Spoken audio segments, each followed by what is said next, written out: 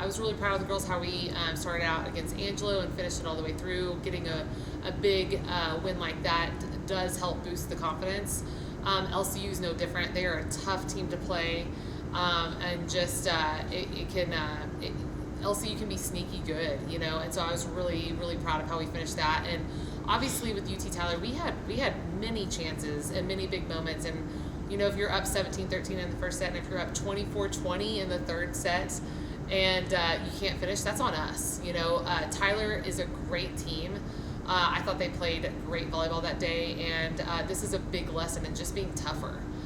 So that's our theme the week. Just be tougher. Just execute when your number's called, and don't think twice about it. Just do it. And so really good lesson learned, and we're going to move forward from it. I know it was the first game, but I mean, in that first one, I think it was y'all's first win at the Junelle Center over them since 2014. And then on top of that, I think Miller, her 38th career double-double. What was that like?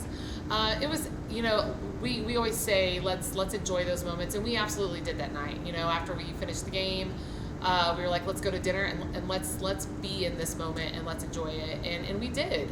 And so we're really proud of that, but as we always do, we move on to the next. And so yes, that was a good career night for Miller, and also just the program itself. But there's just so much more to do.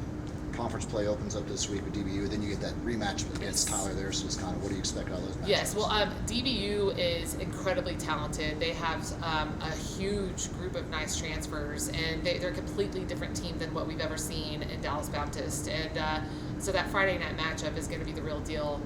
So we're already talking about them on Monday. And then obviously it's a rematch with Tyler, and to not get too emotional about it, we're really focusing on our physical game. And so I think we're coming into one of the hardest weekends in the conference for the first round.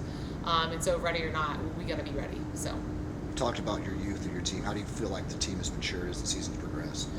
Definitely have some nice pieces in our freshman class that are just growing roles, and also just getting more confident in being the one.